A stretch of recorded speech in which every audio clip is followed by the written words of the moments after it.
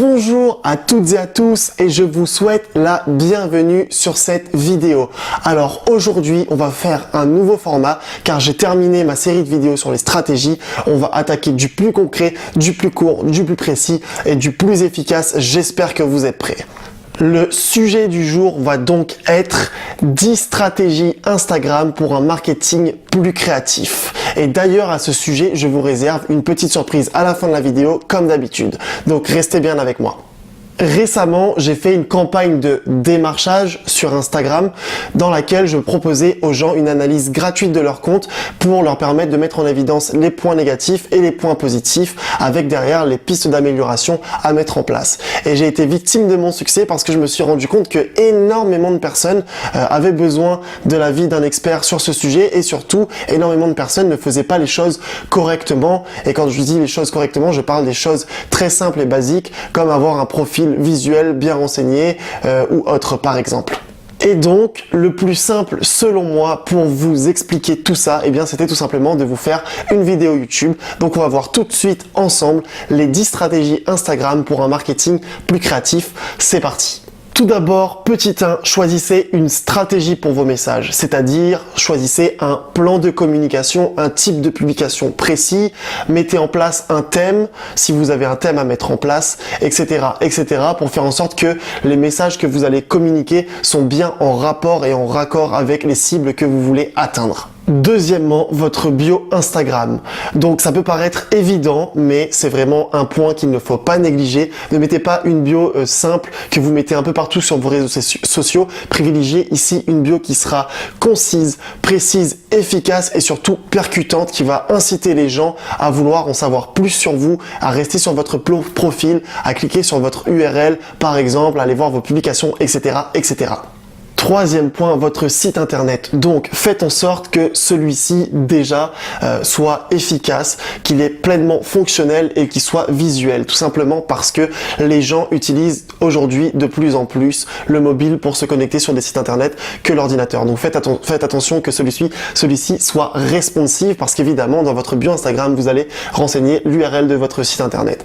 D'ailleurs, concernant l'URL de votre site internet, il faut qu'il soit court, précis et efficace. Si vous avez un truc qui est en rallonge sur 3 lignes, stoppez ça tout de suite, modifiez-le, faites en sorte d'avoir quelque chose de court et efficace. Et pour vous donner encore plus d'appui, de points et de chances d'avoir du trafic sur votre site internet via Instagram, eh bien mettez l'URL tout simplement de votre site en filigrane par exemple sur toutes vos publications. Quatrième point, vos visuels. Donc ici, c'est notamment tout ce qui est images. Faites en sorte d'avoir des images qui soient claires et concises, tout simplement parce que les gens aujourd'hui n'ont pas le temps de perdre du temps tout simplement à regarder une publication, une image qui a 1 million de détails sur celle-ci. Le temps d'attention moyen est de 8 secondes, donc il faut que vous puissiez profiter de ces 8 secondes au maximum en mettant des images minimalistes, détaillées et bien épurées qui vont droit à l'essentiel. Cinquièmement, la fréquence d'affichage, évidemment, donc tout simplement publier fréquemment. Moi, je vous conseille au minimum, surtout au début, de publier une fois par jour pour que, en plus d'être bien pris en compte dans les algorithmes, vous ayez plus de chances de vous créer une nouvelle audience. Sixième point, les hashtags. Donc évidemment, renseignez des hashtags pertinents sur vos publications. Vous pouvez aller jusqu'à 30 maximum, mais moi personnellement, je vous recommande de faire ça par palier de 10. Renouvelez-les souvent, n'utilisez pas toujours les mêmes hashtags sur vos publications et faites en sorte d'avoir des hashtags en raccord avec votre publication. Si vous parlez de blogging par exemple, mettez des hashtags en rapport avec le blogging. Si vous parlez de création de contenu, mettez des hashtags en rapport avec la création de contenu, etc., etc. Septième point, les mentions. Donc le petit arrobase, vous savez, donc mention identification. Moi je vous recommande fortement de faire ça au mieux que vous pouvez, tout simplement pour attirer l'audience de personnes qui sont plus grosses que vous et aussi et surtout attirer leur attention à elles.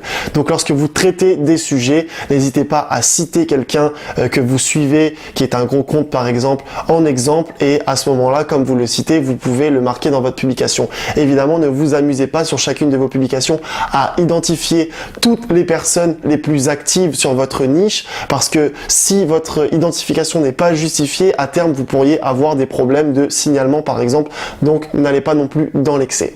Huitième point, le partage de votre position. Donc là, c'est à faire vraiment quand vous êtes en déplacement, par exemple, quelque part, ou aussi et surtout quand vous êtes dans un lieu dit, par exemple, un commerce, un festival, que vous êtes dans un bureau particulier, un coworking ou autre, etc., etc., pour vous donner plus de chances de tomber dans les recherches des personnes qui chercheraient des publications par rapport à ce lieu précis. Après, pour les grandes villes, c'est pas forcément efficace de faire ça parce que, comme vous pouvez vous en douter, il y a énormément de publications par jour pour des grandes villes comme Paris, par exemple. Donc, ça limite vos chances de tomber dans le scroll de quelqu'un. Mais bon, c'est toujours important de renseigner votre lieu, surtout quand vous êtes dans un endroit en particulier.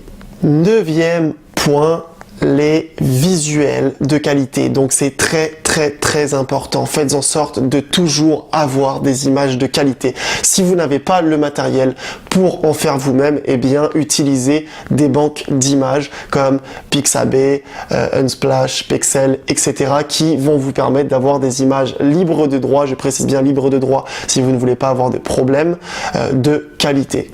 Puis 10e et dernier point, donc dans la continuité du 9e point, lorsque vous avez enfin vos images de qualité, aussi et surtout si vous passez par des banques d'images, comme ces images vont être utilisées par beaucoup de monde, là ce qui va être très important, c'est la mise en œuvre, comment vous allez présenter ces images. Donc n'hésitez pas à les personnaliser, à rajouter du texte, à rajouter vos liens utiles, par exemple de réseaux sociaux ou votre URL de site internet, comme je vous le disais tout à l'heure, à mettre des phrases de motivation sur celle-ci ou des citations à vous-même, etc., pour vraiment faire en sorte que vous ayez une valeur ajoutée, même si à la base le contenu n'est pas le vôtre.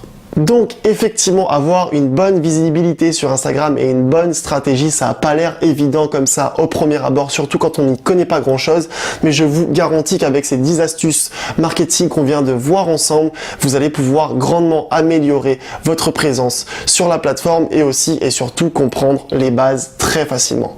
D'ailleurs, pour vous aider à aller plus loin dans l'application de ce sujet, je vous ai préparé un petit livre blanc qui s'appelle tout simplement 10 stratégies Instagram. Il est 100% gratuit. Le lien est dans la bio ci-dessous. Vous trouverez le lien, il vous suffit juste de cliquer dessus pour y accéder.